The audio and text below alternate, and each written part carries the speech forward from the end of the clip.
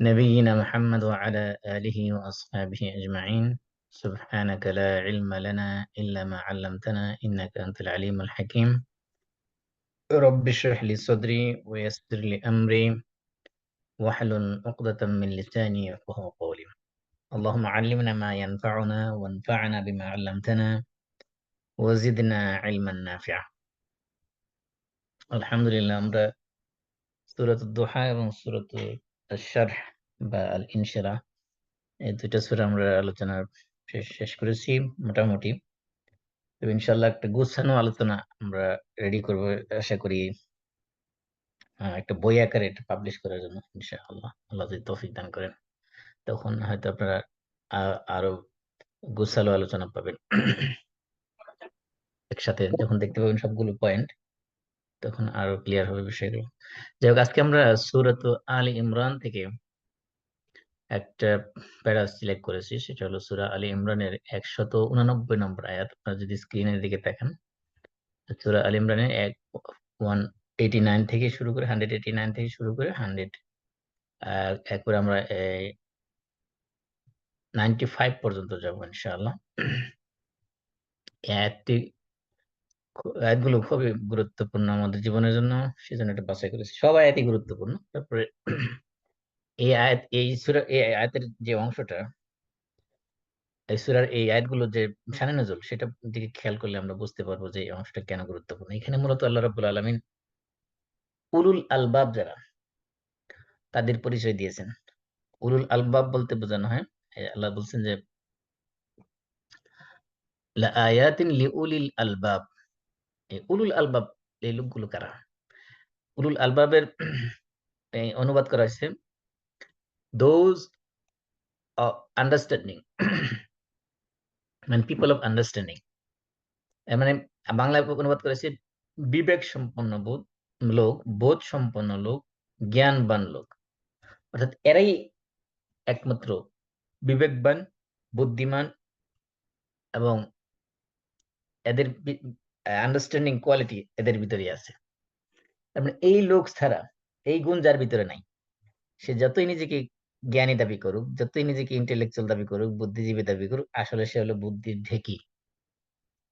কারণ গত সপ্তাহে আমি একটা ভিডিও দেখতেছিলাম, বাংলাদেশের এক ইউটিউবার, উনি একটা ভিডিও ক্রিয়েট করছে। সে আল্লাহ তাআলার সৃষ্টি জগৎ নিয়ে ডিটেলস আলোচনা করেছে। আমাদের এই পৃথিবীটা কতটুকু, আমার এই সৌরজগৎ নিয়ে আলোচনা করেছে, গ্যালাক্সি নিয়ে আলোচনা করেছে, মানে মহাজাগতিক সবকিছু নিয়ে বিশাল বিশাল সৃষ্টি আল্লাহর, এগুলো নিয়ে আলোচনা করেছে। কিন্তু অত্যন্ত দুঃখের বিষয় হলো, সে যখন আলোচনা শেষে কনক্লুশন টানছে, কনক্লুশনের মধ্যে সে যে এক হিন্দু কবি, তার নাম কি, যিনি কাঁঠাল পাতা নিয়ে, কাঁঠাল পাতার পড়ে যাওয়া নিয়ে সে কবিতা লিখছিল। সে সেই কাঁঠাল পাতার রহস্য কিনে এই সৃষ্টির সাথে সে লিঙ্ক আপ করেছে। তার মানে এই যে আল্লাহ তাআলা এত বিশাল সৃষ্টি নিয়ে সে লম্বা ভিডিও তৈরি করেছে, লম্বা আলোচনা করেছে, এত এত বিস্ময়কর মহাজাগতিক বিষয় নিয়ে কথা বলেছে, কিন্তু একবার সে আল্লাহর নাম মনে নেই, অথচ সে একজন মুসলমান। এমনকি এটা যে আল্লাহর সৃষ্টির রহস্য, বিশাল বিশালতা, এটা নিয়ে সে একবার সুবহানাল্লাহ বলবে বা আল্লাহ তাআলার কৃতিত্ব দিবে, এই এই পর্যন্ত সে অনুভব করে নাই, ফিল করে নাই।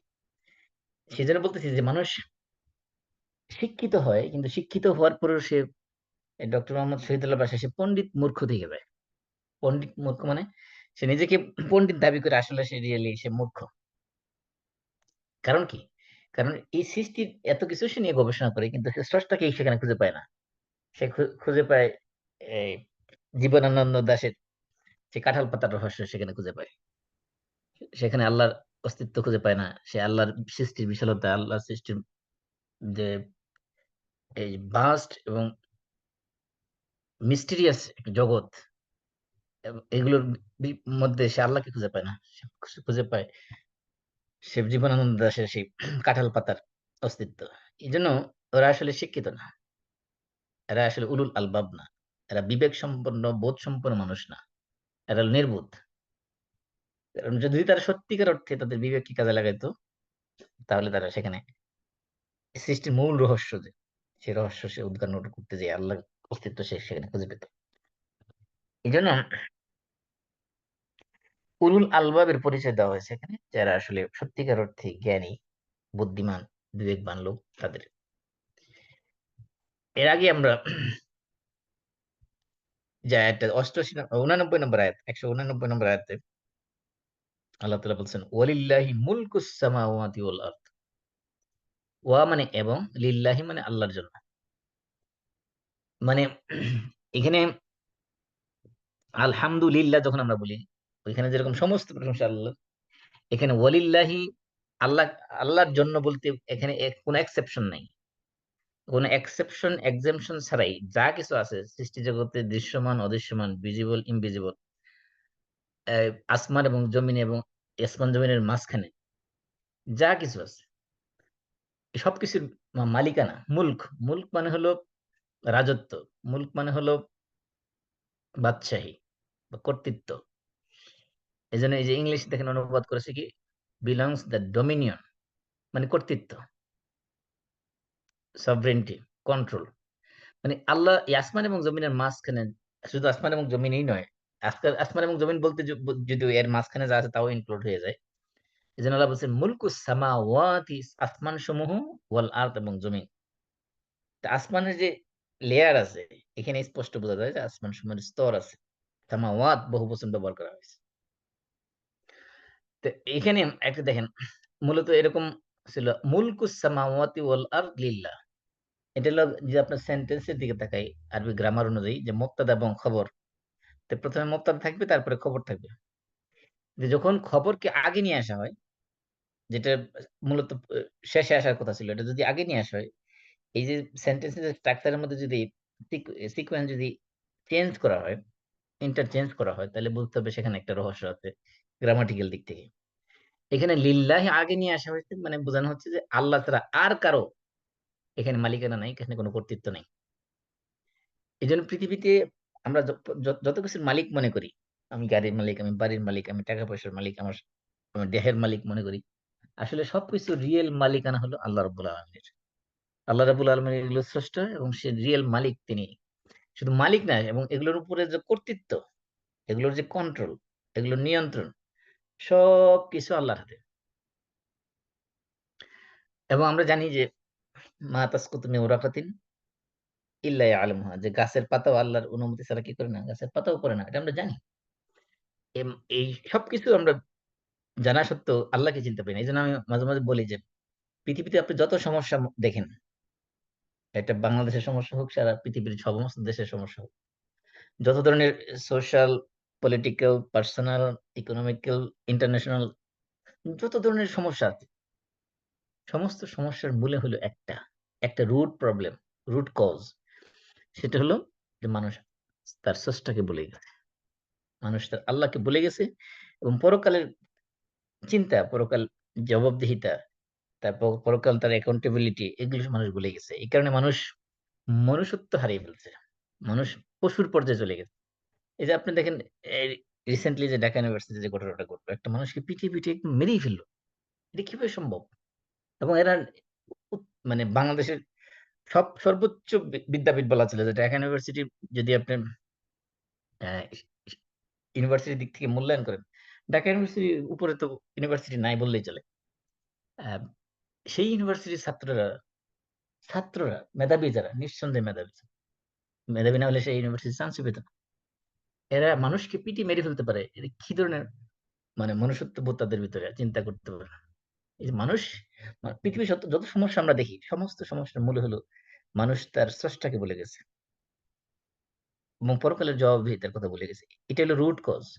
আপনি দেখেন যে মানুষগুলো এই যে হাজার হাজার মিলিয়ন ডলার পাচার করতেছে দেশের বাইরে, শত শত বাড়ি কিনতেছে, একটা মন্ত্রী বাড়ি করেছে 500-র উপরে।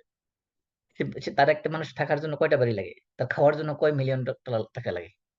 তারপর এই যে নিতেছে, এগুলোর মূল কারণ হলো তাদের ভিতরে আল্লাহ একজন আছে, তাকে মরতে হবে, পরকাল একটা আছে, যে পরকালের জীবন তাকে এই প্রত্যেকটা কানাকড়ির মানে পাই পাই জবাবদিহি করতে হবে। এই ফিলিংসটা যদি কাজ করতো, তাহলে এগুলো মানুষ করতো না। এই জন্য আমি বলি যে আপনি যে কোনো সব প্রবলেম আপনার সামনে আসবে, প্রত্যেকটা প্রবলেমের যদি আপনি রুট কজ খোঁজেন, দেখবেন যে প্রত্যেকটা প্রবলেমের রুট কজ হলো একটা, সেটার মানুষ তার স্রষ্টাকে বলে গেছে এবং পরকালকে বলে গেছে। এই জন্য উলুল আলবাব যারা, প্রকৃত জ্ঞানী, প্রকৃত বুদ্ধিমান, বিচক্ষণ, তাদেরকে আমরা বলি বুদ্ধিজীবী, তাদেরকে বলি, তাদের পরিচয় আল্লাহ তাআলা এখানে দিয়েছেন। তারপরের আয়াতে আসতেছে। তাহলে এখানে বলছে ওয়ালিল্লাহি মুলকুস সামাওয়াতি ওয়াল আরদ। এই যে কনসেপ্টটা, যে রাজত্ব, কর্তৃত্ব, ক্ষমতা, আসমান এবং জমিনের সমস্ত কিছুর উপরে কন্ট্রোল, এগুলো আল্লাহ রাব্বুল আলামিনের। এজন্য আপনারা দেখেন, যদি খেয়াল করেন ইতিহাসের বিভিন্ন স্টোরি গুলো, আমরা যদি মুসা আলাইহিস সালামের স্টোরি খেয়াল করি, দেখেন পানিকে আল্লাহ তাআলা ২ ভাগ করে দিয়েছেন। ইব্রাহিম আলাইহিস সালামকে আগুনের মধ্যেও জীবন্ত রেখেছেন। ইউনূস আলাইহিস সালামকে মাছের পেটের ভিতরেও জীবন্ত রেখেছেন। এই যে ঘটনাগুলো, এগুলো তো আল্লাহ তাআলা মিরাকল ঘটাইছেন। কারণ এই যে পানির নিয়ন্ত্রণ আল্লাহর হাতে। তারপরে এই যে সুলাইমান আলাইহিস সালাম তার সিংহাসন নিয়ে বাতাসের মধ্যে উড়ে যেতেন। এই বাতাসের নিয়ন্ত্রণ আল্লাহ রাব্বুল আলামিনের। এই আগুনের নিয়ন্ত্রণ আল্লাহ রাব্বুল আলামিনের। পানির নিয়ন্ত্রণ আল্লাহর হাতে। সবকিছু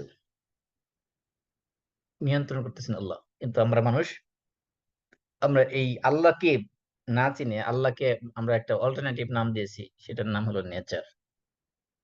যারা নিজেদেরকে খুব উঁচু মাত্রায় এডুকেটেড, হায়ার এডুকেটেড, উঁচু মাত্রার বুদ্ধিজীবী মনে করে, তারা নিজেদেরকে দাবি করে যে এগুলো সব মানে ন্যাচারালি হয়েছে। নেচারটা হলো স্রষ্টা। আর তারা নেচার কি স্রষ্টা মনে করে। এত আল্লাহ তাআলার সৃষ্টি দেখে এগুলোকে আল্লাহরে খুঁজে পায় না। খুঁজে পায় কাকে? নেচারকে। এগুলো নাকি নেচারই সৃষ্টি করেছে। নাউযুবিল্লাহ। এজন্য রাজত্ব, কর্তৃত্ব সবকিছুর উপরে আল্লাহর, এটা স্বীকৃতি দিতে পারবে যে সেই হলো মূলত শিক্ষিত। সে হলো সবকিছুর শিক্ষার যে মূল রুট, সেখানে পৌঁছতে পেরেছে সে। এজন্য আল্লাহ তাআলা যখন কোরআন নাযিল করেছেন, ১ম আয়াতে সূরা আলাকের ১ম যে আয়াতে বলেছেন কি? ইকরা, পড়ো। তারপরে বলেছেন কি? বিসমি রাব্বিক, তোমার রবের নামে পড়ো। আল্লাযী খালাক, যিনি সৃষ্টি করেছেন। এইজন্য পড়লেই মানুষ মানুষ হয় না। পড়তে এই যে মানুষ কয় না যে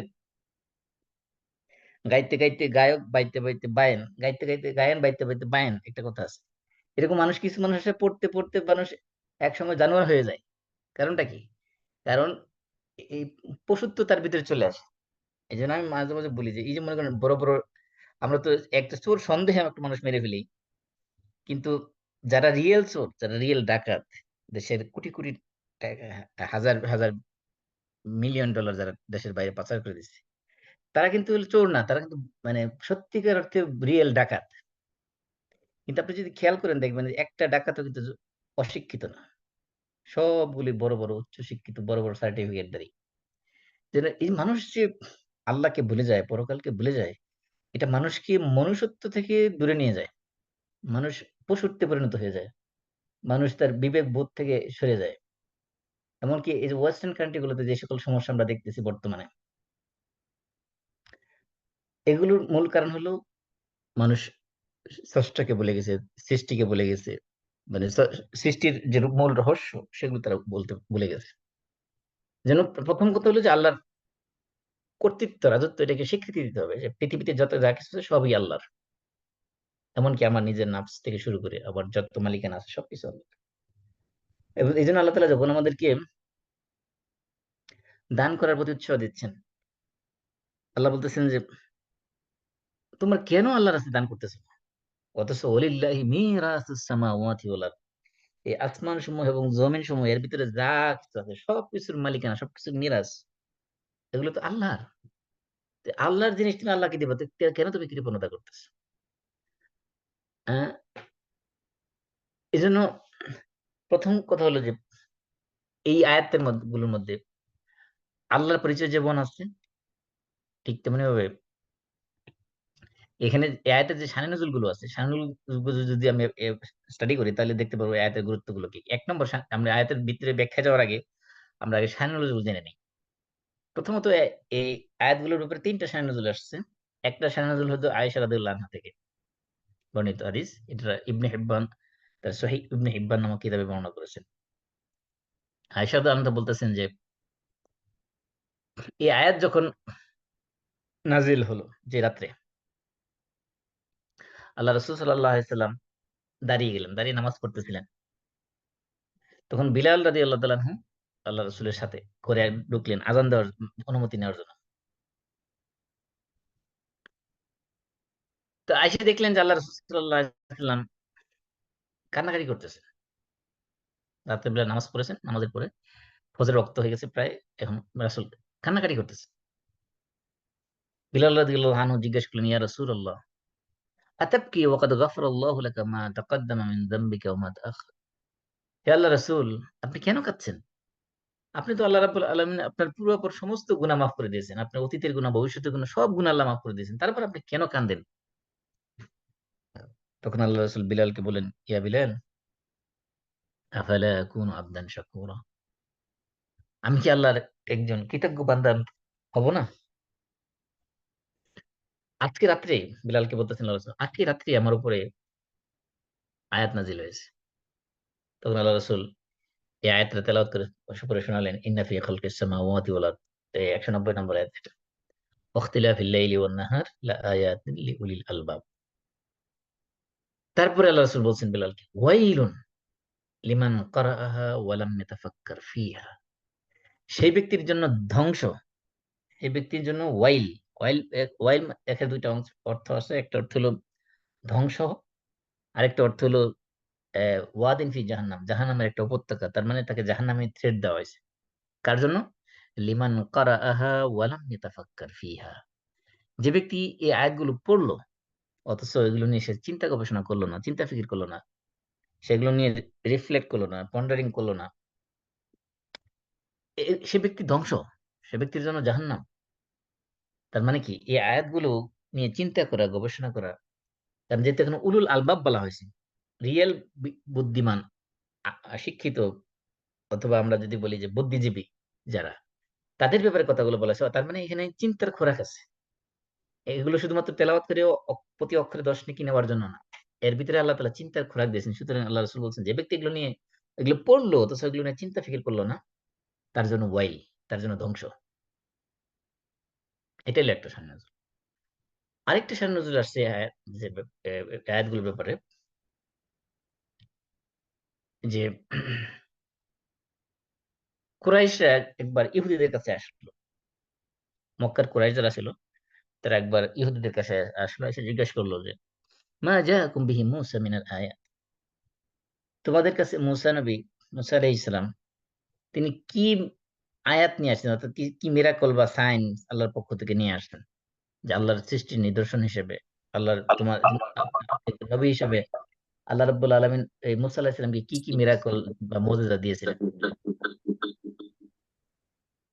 তখন ইহুদিরা বলল যে, জুইশরা বলল, আসাহু ওয়া ইয়াদাহু বাইদা লিন-নাজিরিন। যে মূসা আলাইহিস সালামকে আল্লাহ তাআলা আয়াত দিয়েছেন, অর্থাৎ সাইন দিয়েছেন কিছু। সেই সাইন গুলো হলো যে আল্লাহ তাআলা ওনাকে একটা লাঠি দিয়েছিলেন। ওই লাঠি দিয়ে তিনি সব মিরাকল দেখাইতেন। লাঠি মাটিতে ছেড়ে দিলে সাপ হয়ে যেত, পানিতে ছেড়ে দিলে পানি ২ ভাগ বিভক্ত হয়ে যেত, এরকম। মাটিতে আঘাত করলে মাটির থেকে ঝর্ণা প্রবাহিত হইতো, এরকম। আর কি? আর কি হলো, ওনাকে আল্লাহ তাআলা একটা আ ইয়াদুন বাইদা, মানে একটা শুভ্র সাদা হাত দিয়েছিলেন। তিনি হাত যদি বগলের মধ্যে রেখে হাত এভাবে বের করতেন, তো হাতের থেকে লাইটের মতো ফোকাস আসতো। এটার একটা মিরাকল দিয়েছিলেন। তো মক্কার কুরাইশরা তারপরে খ্রিস্টানদের কাছে গেল। খ্রিস্টানদের কাছে যেয়ে বলল যে, কাইফা কানা ঈসা ফীকুম। তোমাদের কাছে ঈসা আলাইহিস সালাম কি, কি আয়াত নিয়ে আসেন আল্লাহর? মানে নিজ আয়াত মানে এখানে মিরাকল বা সাইন। তখন খ্রিস্টানরা বলল, ইউবরিউল আকমাহা ওয়াল আবরাসা ওয়া ইউহয়িল মাউতা। যে ঈসা আলাইহিস সালাম তিনি কি করতেন? জন্মান্ধ, কুষ্ঠরোগী, এগুলো হাত বুলাই দিলে ভালো যেত। এবং কি? এবং ওয়া ইউহয়িল মাউতা, এবং তিনি মৃত মানুষ জিন্দা করে ফেলতে পারতেন আল্লাহর অনুমতি ক্রমে। অর্থাৎ আমরা জানি যে আল্লাহ তাআলা যখন নবীদেরকে মুজিজা দেন, মুজিজা দেন হলো প্রত্যেকটা নবীকে যেই জাতির কাছে পাঠানো হয়, ওই জাতি যেই কাজে সবচেয়ে বেশি এক্সপার্ট, সবচেয়ে বেশি পারদর্শী, সবচেয়ে বেশি নলেজ তাদের যেই বিষয়ে আছে, যেই ফিল্ডে আছে, ওই বিষয় রিলেটেড মুজিজা আল্লাহ তাআলা দেন। যে মূসা আলাইহিস সালামের জাতিরা তারা জাদুবিদ্যায় পারদর্শী ছিল। যেমন আমরা জানি যে বিশাল বড় বড় অজগর সাপ তারা জাদুকররা বানিয়েছিল। এই জন্য আল্লাহ তাআলা মুসা আলাইহিস সালামকে এমন মিরাকল দিয়েছেন, এমন মজা দিয়েছেন যে সব জাদু খেয়ে ফেলতে পারে। ঠিক তেমনি ঈসা আলাইহিস সালামের সময়ে চিকিৎসা বিজ্ঞান উন্নতি সাধন করেছিল। মানুষ আহ, বিভিন্ন রোগের চিকিৎসা তারা আবিষ্কার করেছিল। আল্লাহ তাআলা এমন মর্যাদা দিলেন যে জীবন্ত মানুষ চিন্তা করে ফেলা, এটা পৃথিবীর কোন চিকিৎসকের পক্ষে সম্ভব না। যাই হোক, তারা খ্রিস্টানদের কাছে প্রশ্ন করলেন, বললেন যে আল্লাহ ঈসা আলাইহিস সালামকে আল্লাহ তাআলা এই মর্যাদা দিয়েছেন যে তিনি জন্মান্ধ, কুষ্ঠরোগী এবং মৃত মানুষকে ভালো করতে পারতেন, জিন্দা করতে পারতেন। তখন তারা আল্লাহ রাসূলের কাছে আসছে, মক্কার কুরাইশ। আয়েশা বলল যে আপনি যদি সত্যি সত্যি নবী হয়ে থাকেন তাহলে আপনি আমাদেরকে একটা মিরাকল দেন। সেটা কি? একটা মিরাকল, একটা মজেজা দেখান। সেটা হলো এই যে সাফা পাহাড়টা আমাদের সামনে আছে, এই সাফা পাহাড়টা আপনি স্বর্ণতে রূপান্তরিত করে দেন।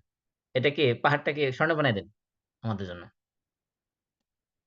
তখন আল্লাহ তাআলা তাদের এই কথার জবাবে আয়াত নাযিল করছেন, ইন্না ফি খালকিস সামাওয়াতি ওয়াল আরদি ওয়াখতিলাফিল লাইলি ওয়ান নাহারি লাআয়াতিল লিউলিল আলবাব। এটা আরেকটা শানে নজুল গেছে। আরেকটা শানে নজুল আসছে আয়াতগুলোর ব্যাপারে, যে আল্লাহ তাআলা যখন সূরা বাকারার 163 নম্বর আয়াত, এটা হলো ওয়া ইলাহুকুম ইলাহুন ওয়াহিদ লা ইলাহা ইল্লা হুয়ার রহমানুর রহিম।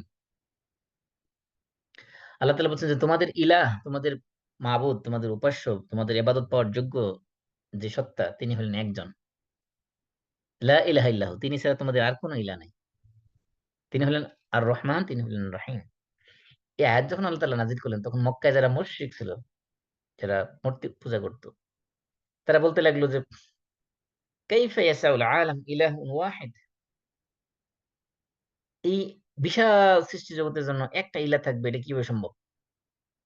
এটা তো অযৌক্তিক। তখন আল্লাহ তাআলা তাদের জন্য আহ, এবং তারা এই প্রশ্ন করলো যে তাদের প্রশ্নটাই আল্লাহ তাআলা কোরআনে রেকর্ড করছেন যে আজআলা আলিহাতা ইলাহান ওয়াহিদা ইন্না হাযা লা শাইউন উজাব। তারা বলাবলি করতে লাগলো যে তারা অনেকগুলো ইলাকে একটা ইলা বানায় ফেলছে, এটা তো আশ্চর্যজনক এক বিষয়। তখন আল্লাহ তাআলা নিজে পরিচয় দিতে যেয়ে এই আয়াতগুলো নাযিল করছেন, ওয়ালিল্লাহি মুলকুস সামাওয়াতি থেকে শুরু করে পরবর্তী যে আয়াতগুলো সেগুলো। এইখানে মূলত তার মানে বোঝা গেছে যে আয়াতগুলোর মধ্যে ইহুদিদের যে দাবি ছিল যে যে আল্লাহ একজন হয় কিভাবে, সেই গোটা মহাবিশ্বের স্রষ্টা একজন হয় কিভাবে, অথবা তারা যে দাবি করছিল যে আহ সাফা পাহাড়কে স্বর্ণতে রূপান্তরিত করে দেওয়া, সেটার পরিবর্তে এখানে আল্লাহ তাআলার আল্লাহ আহ, নবীর আল্লাহ তাআলার যে সৃষ্টির যে রহস্য, সেই রহস্য তাদের সামনে উদ্ঘাটন করে দিয়েছেন আল্লাহ তাআলা।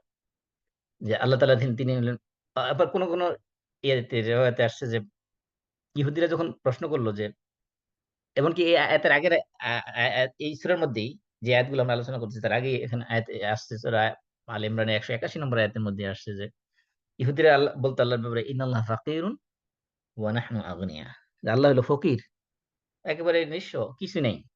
ওয়া নাহনু আগনিয়া, আর আমরা ইহুদিরা হলাম ধনী, সম্পদশালী, আমাদের অনেক টাকা পয়সা আছে। তখন আল্লাহ তাআলা এই আয়াত নাযিল করেছেন, ওয়ালিল্লাহি মুলকুস সামাওয়াতি ওয়াল আরদ, তোমরা কিসের ধনী, তোমাদের কয় টাকা আছে?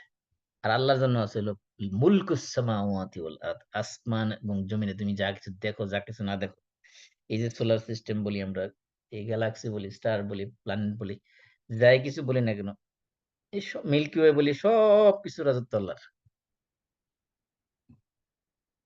এই জন্য এই সানুসগুলো থেকে আমরা বুঝতে পারি যে এই আয়াতগুলোর গুরুত্ব কতটুকু, যে এগুলো নিয়ে যারা চিন্তা ফিকির করবে তারা হবে রিয়েল উলুল আলবাব। তারপর আল্লাহ বলছেন ওয়ালিল্লাহি মুলকুস সামাওয়াতি ওয়াল্লাহু আলা কুল্লি শাইইন কাদির, আর আল্লাহ রাব্বুল আলামিন হলেন আলা কুল্লি শাইইন কাদির। মূলত ছিল ওয়াল্লাহু কাদিরুন, আল্লাহু কাদিরুন মানে আল্লাহ হলো মুবতাদা, কাদির হলো খবর। কিন্তু এর মধ্যে আলা কুল্লি শাইইন, আমরা জানি কাদিরুন আলা, কাদিরুনের সিলা হলো আলা, এটা এর পরে আসার কথা ছিল। কিন্তু আমি আগেও বলেছি যে আরবি ভাষার একটা সৌন্দর্য হলো যে সেন্টেন্সের মধ্যে স্ট্রাকচারকে আগ পিস করার পিছনে এখানে রহস্য থাকে।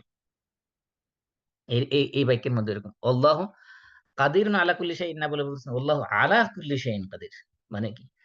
আল্লাহ কাদির মানে হলো ক্ষমতাবান, মানে যার মধ্যে সব ক্ষমতার আধার যাকে আমরা বলতে পারি, সব ক্ষমতার কেন্দ্রবিন্দু। তো কাদির, তিনি হলেন কাদির, মানে ক্ষমতাবান, ক্ষমতাধর। কিসের উপরে? আলা কুল্লি শাইইন, কুল্লি শাই, শাই মানে বস্তু, কুল্লি মানে প্রত্যেক, প্রত্যেক বিষয়ের উপরে, প্রত্যেক যা কিছু আছে এই আসমান এবং জমিনে সবকিছুর উপরে কাদির। তিনি কাদির মানে কি? ক্ষমতাবান। এই জন্য Allah is over all things competent, এখানে ইংলিশে লেখা হয়েছে কম্পিটেন্ট, অথচ কম্পিটেন্ট এটা এনাফ অর্থ প্রদান করে না। কম্পিটেন্ট বলছে যে having the necessary ability, knowledge or skill to something successful। এখানে আরেক অর্থ লিখছে যে properly or sufficiently qualified or capable or efficient, adequate of the purpose। এই কোনো অর্থেই এই কাদের শব্দের সমর্থক হয় না। এই কম্পিটেন্ট যদি নেই, আমরা ক্ষমতা ধরনের যদি নেই, এখানে আল্লাহ যেই গুণের জন্য আল্লাহ কাদের শব্দটা ব্যবহার করেছেন, এটা যথেষ্ট মিনিং দেয় না। কাদের বলতে এমন সুপার পাওয়ার, একেবারে আমরা যেটা বলি যে যার উপরে আর কোনো ক্ষমতা নাই, এরকম শব্দটা পাওয়ারফুল কাদের। তা আল্লাহ রাব্বুল আলামিনের জন্য আসমান সমূহ জমিনের সবকিছুর মালিকানা, সবকিছুর রাজত্ব এবং সমস্ত বস্তুর উপরে কর্তৃত্ব, কন্ট্রোল, ক্ষমতা সব আল্লাহ রাব্বুল আলামিনের জন্য। তারপর বলতেছেন ইন্না ফি খালকিস সামাওয়াতি ওয়াল আরদ ওয়া ইখতিলাফিল লাইলি ওয়ান নাহার লাআয়াতিন লিউলিল আলবাব। এই যে এখান থেকে খেয়াল করেন সেন্টেন্সটা, ইন্না, এটা আমরা জানি ইন্না হলো এটা হরফে মুসাব্বা বিল ফেল। এটা আসে হলো মুবতাদা এবং খবরের আগে। ইন্না এবং ইন্নার সিস্টার আছে অনেকগুলো, ইন্না, আন্নাকা, আন্না, লাইতা, লাকিন্না, লা আলা।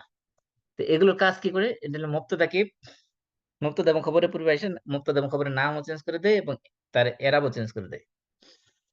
তাহলে এখানে ইন্নার পরে মুবতাদাকে বলে ইসমে ইন্না, খবরকে বলে খবর ইন্না। যেমন ইন্নাল্লাহা আলিমুন, ইন্নাল্লাহা আলিমুন, ইন্না হলো হরফে মুসাব্বা বিল ফেল, আল্লাহ হলো তার ইসিম, আলিমুন হলো তার খবর। তাহলে এখানে ইসিম কই আর খবর কই?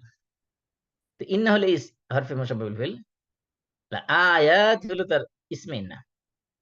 তার মানে বোঝা গেছে যে এই ফি খালকিস সামাওয়াতি ওয়াল আরদি ওয়াখতিলাফিল লাইলি ওয়ান নাহার এই সম্পূর্ণটা তার খবরই না। তাহলে আমরা জানি যে আরবি সেন্টেন্স স্ট্রাকচার অনুযায়ী যে প্রথমে মুবতাদা তারপরে খবর আসে, অর্থাৎ ইসমে ইন্না আগে আসে, খবর ইন্না পরে আসে। কিন্তু এখানে দেখা যাচ্ছে যে ওই একই সিস্টেম, ইসমে ইন্নাটাকে পরে নিয়ে আসা হয়েছে, আয়াত, লা আয়াত।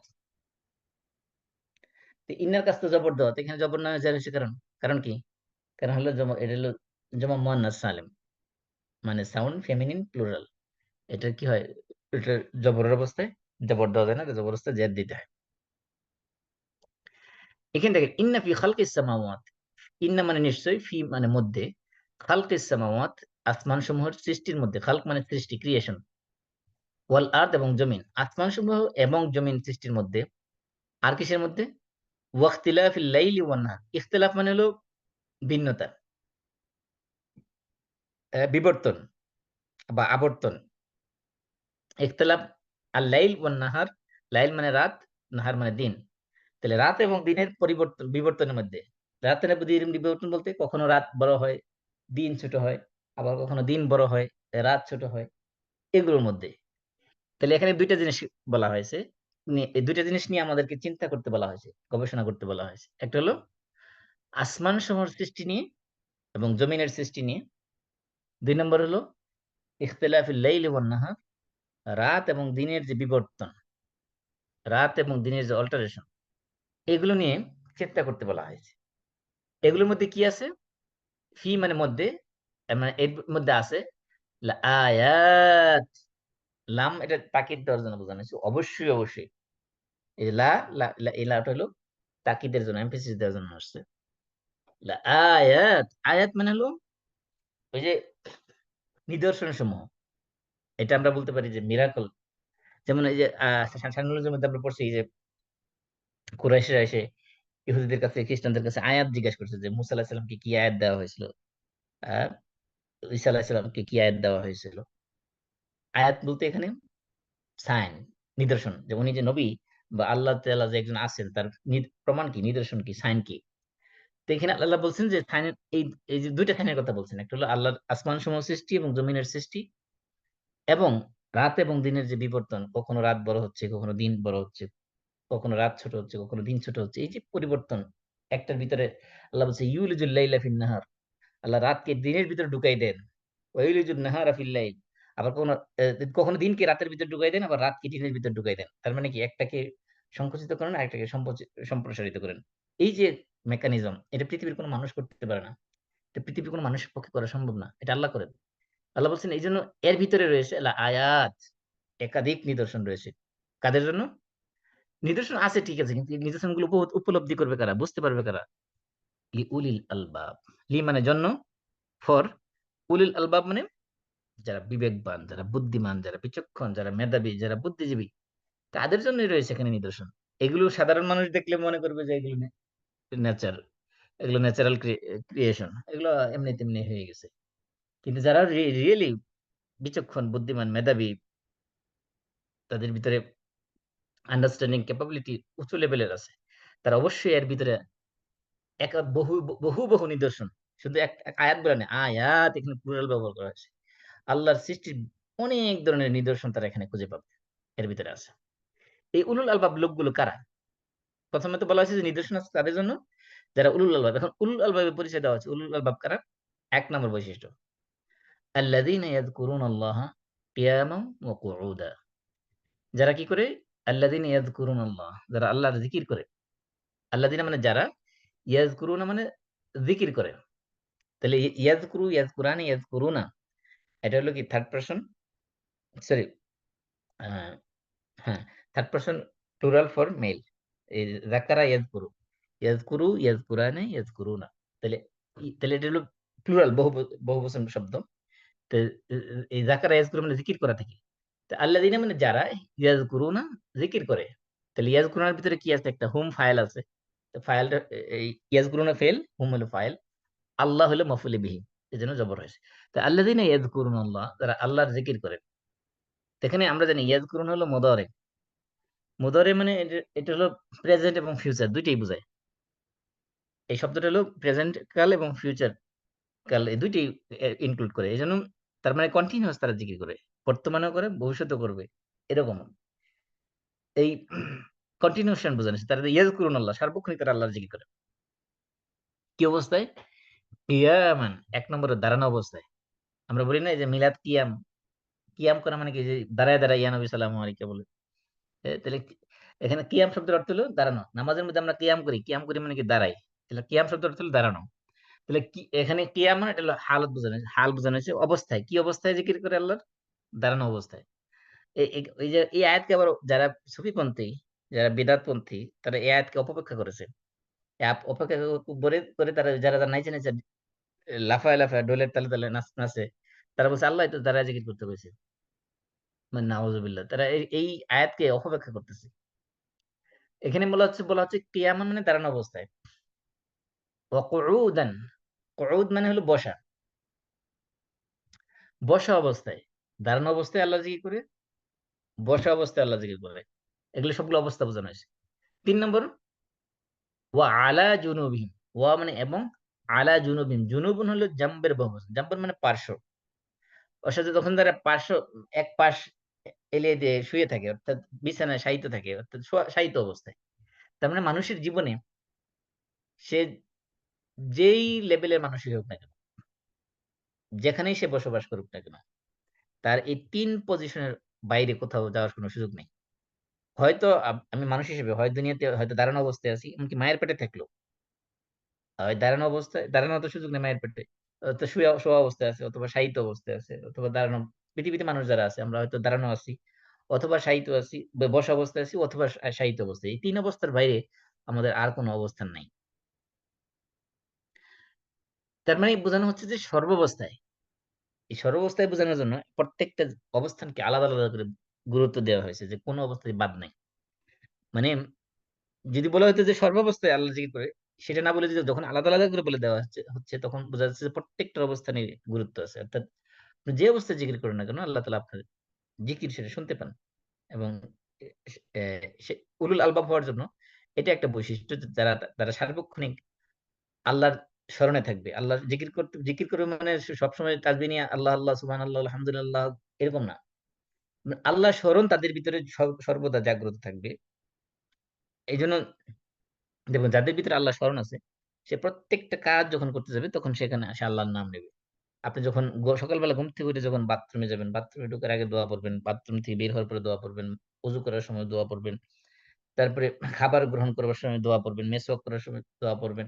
আপনি ঘর থেকে বের হওয়ার সময় দোয়া পড়বেন, মসজিদে ঢোকার সময় দোয়া পড়বেন, মসজিদ থেকে বের হওয়ার সময় দোয়া পড়বেন। তো যা কাজ করেন, ঘুমানোর সময় দোয়া পড়বেন, ঘুম থেকে ওঠার আগে পরে দোয়া পড়বেন। পৃথিবীতে কোনো কাজ নাই যেখানে আল্লাহ স্মরণ নেই। এরপরে নামাজের মধ্যে যে আমরা যে কাজগুলো করি প্রত্যেকটার মধ্যে নামাজের মধ্যে এই ৩ টা অবস্থাই আছে। দাঁড়ানো অবস্থায় আমরা কেরাত পড়ি। তারপরে রুকু রুকু করি।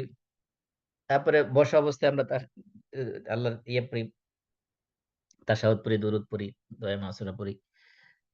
শুধুমাত্র শায়িত অবস্থাটা নামাজের ভিতরে নাই। অন্যান্য সমস্ত অবস্থায় নামাজের ভিতরে আছে। তাহলে এই যে মানুষের যারা রিয়েল আকলবান, বিবেকবান, বুদ্ধিমান তাদের পরিচয় হলো তারা আল্লাহর পরিচয় সবসময় তাদের সাথে থাকে।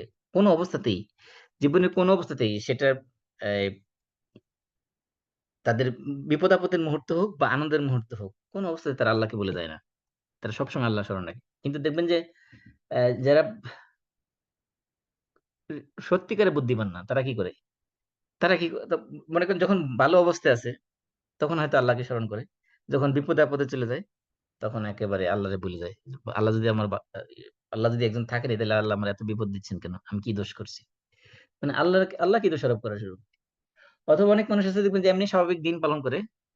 কিন্তু যখন কোন কোনো অনুষ্ঠান চলে যায়, তখন মনে করে যে না এখানে আবার দিন কিসের? এখানে দিনই বিষয়ে একটু ছাড় দেওয়া যায়। তখন আর দিন পালন করে না। তার মানে আল্লাহকে তারা সার্বক্ষণিক প্রায়োরিটিতে রাখে। তার জীবনের সমস্ত কাজে আল্লাহর স্মরণকে কখনো কোনো মুহূর্তের জন্য দাঁড়ানো অবস্থায়, বসা অবস্থায়, শোয়া অবস্থায় কোন অবস্থাতে তারা আল্লাহকে ভুলে যায় না। এটা হলো ১ম বৈশিষ্ট্য। দ্বিতীয় বৈশিষ্ট্য কি? যারা এই যে বুদ্ধিজীবীদের চরিত্র বর্ণনা করা আছে। বুদ্ধিজীবী হইতে হলে সার্বক্ষণিক আল্লাহর ধ্যানে জ্ঞানে থাকতে হবে। আল্লাহর স্মরণে থাকতে হবে। সমস্ত বিষয়ের মধ্যে আল্লাহর অস্তিত্ব, আল্লাহর সৃষ্টির রহস্য, আল্লাহর হ্যাঁ, আল্লাহ খুঁজে পেতে হবে। তাহলে সে বুদ্ধিমান হবে। তাহলে সে রিয়েল বুদ্ধিজীবী হতে পারবে। ২ নম্বর কি? ২ নম্বর বৈশিষ্ট্য কি? উলুল আলবাবের ওয়ায়াতাফাক্কারুনা ফি খালকিস সামাওয়াতি ওয়াল আরদ। ২ টা বৈশিষ্ট্য হলো ইয়াতাফাক্কারুন, তাফাক্কুর করা মানে হলো পন্ডারিং করা। মানে কোন কিছু নিয়ে ডিপ চিন্তা ফিকির করা, এনালাইসিস করা। কোন আল্লাহর সৃষ্টি নিয়ে সেগুলো নিয়ে কি করা? গভীর চিন্তা ফিকির করা। এখানে আমরা বলতে পারি যে যারা সায়েন্টিস্ট হবে তারা সেখানে সায়েন্টিফিক ল্যাবরেটরিতে সেখানে রিসার্চ করবে আল্লাহর সৃষ্টি নিয়ে। আর যারা সায়েন্টিফিক না, সায়েন্টিস্ট না, যাদের ওই সায়েন্টিফিক রিসার্চ এর গবেষণার সুযোগ নেই। মনে করেন একজন অ্যাস্ট্রোনমার যে হবে, একজন এই ওশেনোগ্রাফার যিনি হবে, যিনি ওশেন নিয়ে গবেষণা করবে, একজন এই এনভায়রনমেন্টাল সায়েন্টিস্ট যিনি হবে, সে বাতাস নিয়ে, পরিবেশ নিয়ে গবেষণা করবে এবং মেটেরোলজিস্ট যিনি আ যে বাতাস নিয়ে গবেষণা করবে, যারা সমুদ্র বিজ্ঞান নিয়ে গবেষণা করবে বা যারা মহাকাশ নিয়ে গবেষণা করবে, গাছপালা নিয়ে গবেষণা করবে। প্রত্যেকটা দিক সৃষ্টির মধ্যে খালকিস সামাওয়াতি ওয়াল আরদ, আসমান এবং জমিনের মধ্যে যত বস্তু যা কিছু আছে সবকিছুতেই তারা তাফাক্কুর করবে, চিন্তা ফিকির করবে, গবেষণা করবে। আগের দিনে তো মনে করেন এই গবেষণার এত সব সরঞ্জামাদি ছিল না। মানুষ ধ্যান করত। গভীর সময় নিয়ে এগুলো রাতের নির্দিষ্ট সময়ে এবাদত এইটা একটা এবাদত। যে এবাদতটা হলো নেগলেক্টেড ইবাদত। নেগলেক্টেড ইবাদত এজন্য বললাম যে মানুষ মানে আমরা মনে করি ইবাদত মানে শুধুমাত্র নামাজ, রোজা, হজ, যাকাত, জিকির, আজকার, তাসবিহ, তাহলিল, দান, খয়রাত এগুলি ইবাদত। কিন্তু এটা একটা ইবাদত, ইসলামে গুরুত্বপূর্ণ ইবাদত। যেমন এটাকে আমরা নেগলেক্ট করেছি এবং এটা ইবাদতই মনে করি না। অথচ যে বলা হচ্ছে যে ১ ঘন্টায় আল্লাহর সৃষ্টি নিয়ে ধ্যান করা, আল্লাহর সৃষ্টি নিয়ে গবেষণা করা, এটা সারা রাত্র নফল ইবাদত করার চেয়ে উত্তম। এজন্য যারা প্রকৃত উলুল আলবাব তাদের ২য় বৈশিষ্ট্য সেটা হলো তারা ওয়াতাফাক্কারুন, তাফাক্কুর করে তারা। চিন্তা ফিকির করে, গবেষণা করে। কি নিয়ে? খালকিস সামা ফি খালকিস সামাওয়াতি ওয়াল আরদ, আসমান এবং জমিনের সৃষ্টি নিয়ে। এরপরে তারা গবেষণা যখন করবে, গবেষণা করে তারা ওইখানে তারা এই জীবনানন্দ দাশের এই কাঁঠাল পাতার রহস্য সেখানে খুঁজে পাবে না। সেখানে এই কাঁঠাল পাতার ভিতরে যে জীবন আছে, কাঁঠাল পাতার রহস্য সেখানে সে খুঁজে পাবে না। সে রহস্য খুঁজে পাবে কোথায়? এই যে আল্লাহ তাআলা পরের আয়াতে বলেছেন, তৃতীয় বৈশিষ্ট্য। যখন তারা গবেষণা করবে, গবেষণা করে যখন দেখবে যে বিস্ময়কর রহস্য। এমনকি একটা গাছের পাতা নিয়ে যখন আপনি গবেষণা করবেন, দেখবেন যে এই একটা পাতার ভিতরে আমাদের একটা মানুষের জীবনের যে লাইফ সার্কেল বা একেবারে সেম জিনিস একটা গাছের পাতার ভিতরেও আছে। এমনকি গাছেরও প্রাণ আছে। মানুষ বলতেছে গাছেরও প্রাণ আছে, তারাও ফিল করে। মানুষের যেরকম ফিলিংস আছে তাদেরও ফিলিংস আছে। তাহলে এই যে মানুষ যখন এই আসমান এবং জমিনের এই বিশাল বিশাল আল্লাহর সৃষ্টি নিয়ে যখন গবেষণা করবে, তাদের তাদের অবস্থা কি হবে? তারা নাস্তিক হয়ে যাবে? না, আল্লাহ বলছেন তখন মানুষটা সে কি বলবে? বলবে রব্বানা মা খালাকতা হাযা বাতিলান সুবহানাক। তখন সে বলবে মা খালাকতা হাযা বাতিল, এত রহস্যময় সৃষ্টি, মা খালাকতা, ও আমাদের রব, মা খালাকতা হাযা বাতিল, আপনি এগুলো অনর্থক বেহুদা কোনো উদ্দেশ্যহীন ভাবে এগুলো আপনি সৃষ্টি করেন নাই।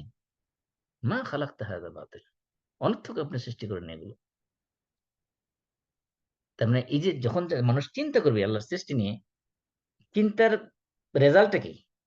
চিন্তার রেজাল্ট এই না যে সে চিন্তা করে এটার ভিতরে সে একটা সায়েন্টিফিক জার্নালে আর্টিকেল পাবলিশ করে সে বড় একটা সায়েন্টিস্ট হিসেবে ওয়ার্ল্ডে ফেমাস হবে, অথবা সে এটা নিয়ে তার জবের ক্ষেত্রে প্রমোশন নেবে, অথবা সে এগুলো দিয়ে সে আরেকজন কবি কি বলছে কবির কবিতার সাথে লিঙ্ক আপ করবে। এটা উদ্দেশ্য না। তা কি কি বলবে সেখানে? যে রিয়েল উলুল আলবাব যারা, তারা আল্লাহর সৃষ্টি নিয়ে গবেষণা করার পরে তাদের মুখ থেকে বেরিয়ে হবে এই কথা। বিস্ময়ে যখন অভিভূত হয়ে যাবে আল্লাহর এই সৃষ্টি নিয়ে, এই সৃষ্টিতে জগৎ দেখে, তখন বলবে মা খালাকতা হাযা বাতিল, রব্বানা, ও আমার রব, ও আমাদের রব, মা খালাকতা হাযা বাতিলান। বাতিল আমরা বলি না এটা বাতিল, মানে এটা মানে বেহুদা, অনর্থক, কোনো উদ্দেশ্যহীন। ও আল্লাহ আমাদের রব, আপনি এগুলো অনর্থক সৃষ্টি করেন নাই, উদ্দেশ্যহীন ভাবে সৃষ্টি করেন নাই, পারপাসলেস এগুলোকে সৃষ্টি করেন নাই। সুবহান, সুবহানাক, আপনি কতই না পুত পবিত্র সত্তা। আপনার এই যে সুবহানাক, সুবহানাক আমরা শব্দ কখন বলি? যখন আমরা কোন জিনিস দেখে বিস্ময়ে অভিভূত হয়ে যাই, মানে মেসমেরাইজড হয়ে যাই, যখন আমরা কোন একেবারে কোন কুল কিনারা খুঁজে না পাই, এমন ভাবে অভিভূত হয়েছি যে একেবারে কুল কিনারা খুঁজে পাচ্ছি না, তখন মানুষ এই সুবহান শব্দ বলে। যেমন আল্লাহ তাআলা যখন মেরাজের বর্ণনা দিয়েছেন, সূরা বনী ইসরাঈলের প্রথম শব্দ কি? সূরা বনী ইসরাঈল প্রথম শব্দ হলো সুবহানাল্লাযী আসরা বিআবদিহি লাইলাম মিনাল মাসজিদিল হারাম ইলাল মাসজিদিল আকসা। পুত পবিত্র সেই সত্তা, সুবহান, যিনি কি করেছেন? আল্লাযী আসরা বিআবদিহি, যিনি তার বান্দাকে রাত্রিবেলা ভ্রমণ করাইছেন। কোথায়? মিনাল মাসজিদিল হারাম ইলাল মাসজিদিল আকসা, মসজিদে হারাম থেকে, মক্কা থেকে জেরুজালেম, মসজিদে আকসা পর্যন্ত রাত্রিবেলা ভ্রমণ করাইছেন। এটা আশ্চর্যের বিষয় না? কারণ একটা মানুষ এই যে শত শত মাইল সে এক রাতের ভিতরে ভ্রমণ করে আবার চলে আসছে। আবার সেখান থেকে বাইতুল মাকদিস থেকে সেখান থেকে সপ্তম আসমান জার্নি করে আবার ওই রাতের মধ্যেই চলে আসছে। এটা কতটা বিস্ময়কর ব্যাপার। আজকে সারা পৃথিবীর সমস্ত বিজ্ঞানীরা গবেষণা করেও একটা মানুষকে সপ্তম আসমানে পাঠাইতে পারবে? পারবে না। অথচ আল্লাহ রাসূল সাল্লাল্লাহু আলাইহি ওয়াসাল্লাম এক রাতের মধ্যেই এত বড় বিশাল একটা জার্নি করে আসলেন। এটা তো মানে মিরাকল এর উপরে মিরাকল। পৃথিবীতে যত ধরনের মিরাকল আছে সমস্ত মিরাকল এখানে ফেইল। এজন্য আল্লাহ তাআলা সেখানে শব্দ ব্যবহার করেছেন সুবহান। সুবহান মানে খুবই বেশি আশ্চর্যের বিষয় যেখানে, সেখানে সুবহান শব্দটা ব্যবহার করা হয়। এজন্য যারা আল্লাহর সৃষ্টি নিয়ে গবেষণা করবে, চিন্তা ফিকির করবে, তারা তাদের মুখ থেকে এটা অটোমেটিক এটা বেরিয়ে আসবে। যখন তারা আল্লাহর এই সৃষ্টিকে উপলব্ধি করবে, সৃষ্টির রহস্যকে যখন উদ্ঘাটন করতে পারবে, তখন তারা বলবে রব্বানা মা খালাকতা হাযা বাতিল। ও আমাদের রব, আপনি তো এগুলো উদ্দেশ্যহীন সৃষ্টি করেন। এই যে এত রহস্য প্রত্যেকটা জিনিসের ভিতরে আছে। নিঃসন্দেহে এর পিছনে একটা পারপাস আছে। পারপাসলেস এগুলো এভাবে সৃষ্টি হয় নাই। সুবহানাক, আপনি প্রতি পবিত্র সত্তা। ফাকিনা আযাবান নার। এই যে দেখেন আসল জায়গা। যে আমি যে বলছি যে পৃথিবীতে সমস্ত সমস্যার রুট, স্রষ্টাকে ভুলে যাওয়া, পরকালকে ভুলে যাওয়া। কিন্তু যারা রিয়েল বুদ্ধিমান, রিয়েল ইন্টেলিজেন্ট বা বুদ্ধিজীবী যদি বলি আমরা, তাদের পরিচয় হলো তারা দুনিয়াতে সবকিছুর মধ্যে আল্লাহর অস্তিত্ব, আল্লাহর সৃষ্টির রহস্য খুঁজে পায় এবং তারা পরকালকে বলে যায় না। এই জন্য তারা কি বলে? ফাকিনা আযাবান নার। ফাকিনা, ফা সুতরাং, এই যে ফাকিনা তিনটা অক্ষর, কিন্তু এটা এখানে তিনটা শব্দ। ফা মানে সুতরাং, কি মানে আমাদেরকে রক্ষা করুন, না মানে কি মানে রক্ষা করুন, না মানে আমাদেরকে। তাহলে আপনি আমাদেরকে রক্ষা করুন, সুতরাং আপনি আমাদেরকে রক্ষা করুন। দেখেন কয়টা শব্দ, সুতরাং, আপনি আমাদেরকে রক্ষা করুন। এই ৫টা শব্দ আছে এই একটা শব্দের ভিতরে। ফা কি ছিল ওয়াকায়াকি থেকে, ওয়াকায়াকি থেকে কি হলো, এটা ইম্পারেটিভ, আদেশ সূচক আমর। তো কি মানে রক্ষা করুন, না মানে আমাদেরকে। ফা সুতরাং কি রক্ষা করুন, না মানে আমাদেরকে। ফাকিনা সুতরাং আমাদেরকে রক্ষা করুন, প্রোটেক্ট করুন। কোথা থেকে? আযাবান নার। আযাব মানে তো আমরা জানি আযাব, পানিশমেন্ট। আর নার মানে আগুন, জাহান্নাম। তো জাহান্নামের আগুন থেকে আমাদেরকে রক্ষা করুন। কারণ কি? এই যে মনে করেন তারা সৃষ্টি নিয়ে গবেষণা করতেছে, গবেষণা করে প্রথম বলছে যে আল্লাহ, এই গবেষণার মাধ্যমে সে এই সৃষ্টির রহস্য সে যখন উদ্ঘাটন করতে পারছে, সে বুঝতে পারছে যে এটা পারপাসলেস কোনো ক্রিয়েশন এরকম হতে পারে না। মনে করেন যে আহ সাধারণত কি হয়, যখন আমরা একটা জিনিসের মধ্যে বিস্ফোরণ ঘটাই, বিস্ফোরণ ঘটলে কি হয়, এই জিনিসটা ধ্বংস হয়ে যায়। আমার এটা বিক্ষিপ্ত আকারে ধ্বংস হয়। এটার মধ্যে কোনো কোনো কিছু তৈরি হয় না বিস্ফোরণের মাধ্যমে। কিন্তু এই যে মনে করেন আতশবাজি, ওইটাও কিন্তু এক ধরনের বিস্ফোরণ। কিন্তু এই আতশবাজির মাধ্যমে দেখা যায় আকাশে যে এসব কখনো ফ্লাওয়ার হয়ে যাচ্ছে, কখনো পাখি হয়ে উড়ে যাচ্ছে, কখনো গাছ হচ্ছে, কত ধরনের, কখনো যারা মূর্তি পূজা করে মূর্তির দেবতা বানাচ্ছে। এই যে মনে করেন একটা বিস্ফোরণের মাধ্যমে এত কিছু সুন্দরভাবে তৈরি হচ্ছে, কারণ কি? কারণ এর ভিতরে একটা একটা প্রোগ্রাম সেট করে দেওয়া হয়েছে, এর ভিতরে একটা পারপাস সেট করে দেওয়া হয়েছে। এই যে পারপাসটা, এটা যখন বিস্ফোরণ যখন ঘটে, একটা এর পিছনে যখন একটা পরিকল্পনা থাকে, একটা প্ল্যান থাকে, ওই প্ল্যানকে যখন বাস্তবায়ন করা হয়, তখন এর মধ্যে ক্রিয়েশন আসে। এই যে আপনি যখন যদি চিন্তা করেন যে এই যে বিগ ব্যাং থিওরি, যেটা যে মহাকাশের মধ্যে একটা সৃষ্টি জগতের মধ্যে ছোট্ট একটা টাইনি পদার্থ ছিল, সেখান থেকে বিস্ফোরণ হয়েছে। এই বিস্ফোরণের ফলে বলতেছে যে এই মহাবিশ্বের সমস্ত কিছু সৃষ্টি হয়েছে। এই বিগ ব্যাং থিওরি যেটা দেওয়া হয়েছে, এই থিওরির মূল কথা হলো যে একটা বিস্ফোরণ। তো বিস্ফোরণ তো ডিস্ট্রয় হয়, বিস্ফোরণ তো কোনো কিছু ক্রিয়েশন হয় না। বিস্ফোরণে ক্রিয়েশন হয় কখন? তখন যখন এর ভিতরে কি থাকে, প্রোগ্রাম সেট করে থাকে। প্রোগ্রামটা সেট করে কে? এর ভিতরে একটা স্রষ্টা থাকতে হবে, একটা একজন ক্রিয়েটর থাকতে হবে, একজন চিন্তক থাকতে হবে, যে একটা আহ, কি বলে যে আতশবাজি, এই আতশবাজির যে বিয়েটা যে তৈরি করলো, তার ভিতরে একটা মানুষ কাজ করেছে। ঠিক তেমন এই যে মহাবিশ্বের জন্য যে বিস্ফোরণটা ঘটলো, সেই বিস্ফোরণের পিছনে অবশ্যই একজন স্রষ্টা আছে। সেজন্য প্রত্যেকটা জিনিস নিয়ে যখন ইন্ডিভিজুয়ালি আলাদা আলাদা গবেষণা করবে, তখন সে তার মুখ থেকে বেরিয়ে আসবে অটোমেটিক্যালি, মা রাব্বানা মা খালাকতা হাযা বাতিল। ও আল্লাহ, এগুলো তুমি তো পারপাসলেস সৃষ্টি করো না। কারণ এত সুন্দর মেকানিজম, এত সুন্দরভাবে এগুলো অর্গানাইজড, এত সুন্দরভাবে এগুলো প্রোগ্রাম সেট করা, এগুলো তো কোনো স্রষ্টা ছাড়া হতে পারে না, এভাবে সম্ভব না। মা খালাকতা হাযা বাতিল, এগুলো অনর্থক সৃষ্টি করে নাই।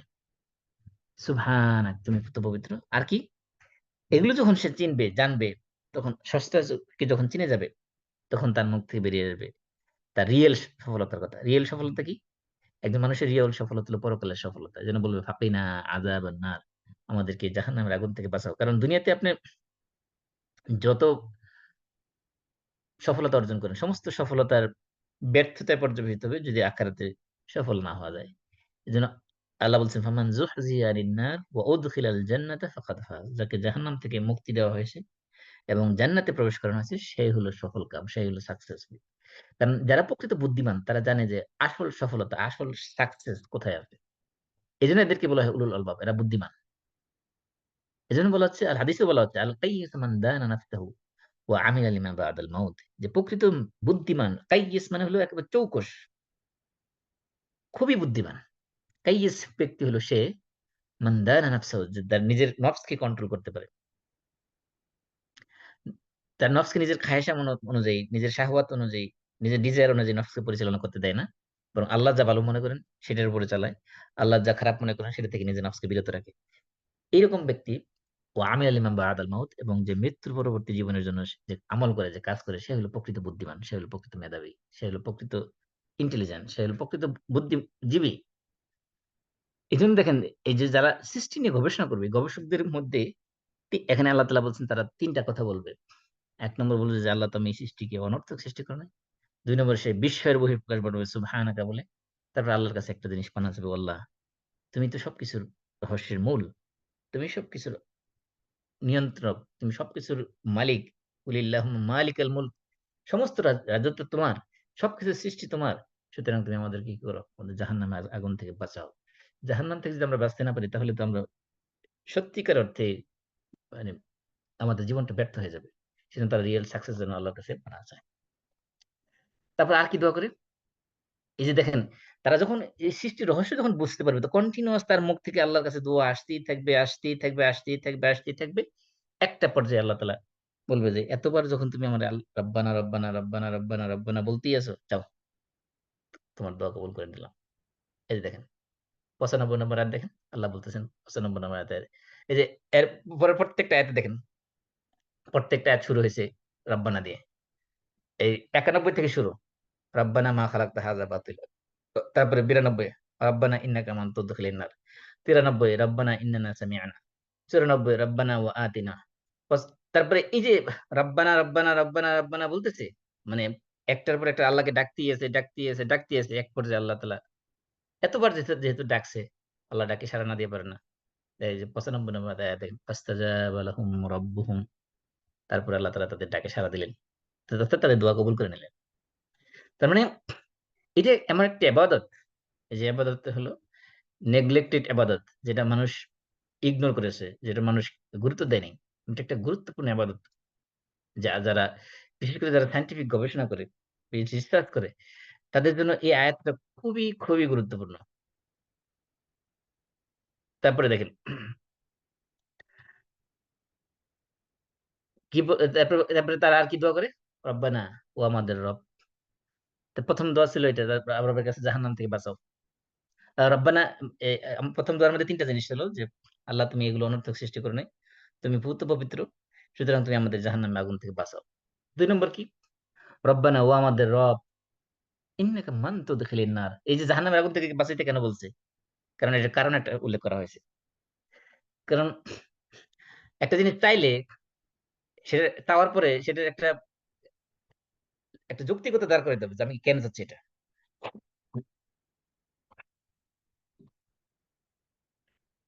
আপনি দেখেন,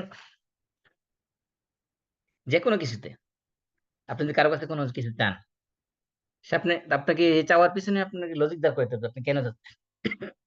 আপনি যদি সরি সিআরতে কোনো বিষয়ে একটা দরখাস্ত করেন, সেখানে আপনাকে কারণ চাইবে, কারণ দর্শাতে বলবে যে কি কারণে। তো এখানে যে তারা যে জাহান্নাম থেকে পানা চাইছে, পানা চাওয়ার কারণটা কি সেটা তারা উল্লেখ করে দিয়েছে। ইন্নাকা মান তুদখিলিন নার, মান মানে যাকে, ইন্নাকা নিশ্চয়ই আপনি, ইন্না মানে নিশ্চয়, কা মানে আপনি বা তুমি। তাহলে হে আমাদের রব, নিশ্চয়ই আপনি, মান তুদখিলি, আদখালা ইদখিল মানে প্রবেশ করানো, তো তুদখিলু মানে আপনি প্রবেশ করান। আর নার মানে আগুন, জাহান্নাম। আপনি যাকে জাহান্নামে প্রবেশ করান, যাকে জাহান্নামে ঢুকান, ফাকাদ আখজাইতা, নিঃসন্দেহে আপনি তাকে কি করেন? অপমানিত, লাঞ্ছিত করেন। মানে জাহান্নামে ঢুকাইলো মানে হলো সে অপমানিত, লাঞ্ছিত। তাহলে আমি দুনিয়াতে এত এত সম্মান কামাইলাম, এত এত প্রপার্টির মালিক হলাম, এত সার্টিফিকেটের মালিক হলাম, এত সম্মানের মালিক হলাম, এত কিছু দুনিয়াতে কামাইলাম, কিন্তু জাহান্নামে আমি হলাম লাঞ্ছিত, অপমানিত। তাহলে আমার সমস্ত অর্জনই তো ব্যর্থ হয়ে গেল। এজন্য বলছে আল্লাহ, আপনি যাকে জাহান্নামে ঢুকান তাকে তো আপনি লাঞ্ছিত, অপমানিত করেন। ওমা লিয-যালিমিনা মিন আনসার।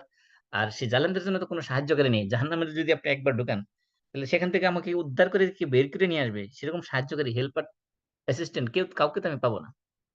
তা আমি তো হেল্পলেস হয়ে যাব। তারপরে বলবেন, রব্বানা ইন্নানা সামি'না মুনাদিয়ান ইউনাদি লিল ঈমান। আমরা একজন শ্রবণকারী, আমরা শুনছিলাম একজন আহ্বানকারীকে। সামি'না, ইন্নানা নিশ্চয়ই আমরা, সামি'না আমরা শুনলাম, আমরা শুনেছিলাম, মুনাদিয়ান একজন আহ্বানকারীকে, ইউনাদি যিনি আহ্বান করছেন, লিল ঈমান, ঈমানের জন্য। লিল ঈমান ইমানের দিকে তারা তিনি কি করতেছিলেন? আহ্বান করতেছিলেন। কি করো? আন আমিনু ইউনাদিল ইমানি আন আমিনু বিরাব্বিকুম, তোমরা তোমাদের রবের প্রতি ঈমান আনো। অর্থাৎ নবী রাসূলদের কথা বোঝানো হচ্ছে। যে রাসূল একদিন আসতেন। রাসূল এসে আমাদেরকে ডাকতেন ঈমানের দিকে।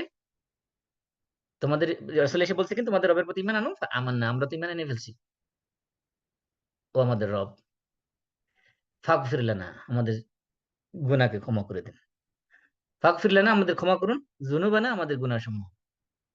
ওয়া কাফির আন্না সাইয়্যাতিনা, আমাদের গুনাহ সমূহ মাফ করে দেন এবং আমাদেরকে কি করুন? আমাদের থেকে আমাদের দোষ-ত্রুটিগুলোকে দূর করে রাখুন, দূরে রাখুন। ওয়া তাওয়াফানা মাআল আবরার, আর আমাদের আবরারদের সাথে কি করুন? আমাদের মৃত্যু দিন। আবরার মানে কারা? আবরার মানে যারা আল্লাহর নেক বান্দা, যারা তাদের জীবনটা নেক কাজের মধ্যে অতিবাহিত করেছে। এমন আবরারদের সাথে আমাদের জীবনকে অতিবাহিত করুন। তো আমাদের সময় শেষ। আমরা ইনশাআল্লাহ আ আর এই প্রত্যেকটা আয়াত নিয়ে ডিটেইলস আলোচনা করব আগামী আলোচনায় ইনশাআল্লাহ। আমরা সবাই কাফারাতুল মাজলিস পড়ি। সুবহানাকাল্লাহুম্মা ওয়া বিহামদিক আশহাদু আল লা ইলাহা ইল্লা আনতা আস্তাগফিরুকা ওয়া আতুবু ইলাইক। আসসালামু আলাইকুম ওয়া রাহমাতুল্লাহি ওয়া বারাকাতুহু। ওয়ালাইকুম আসসালাম ওয়া রাহমাতুল্লাহি ওয়া বারাকাতুহু।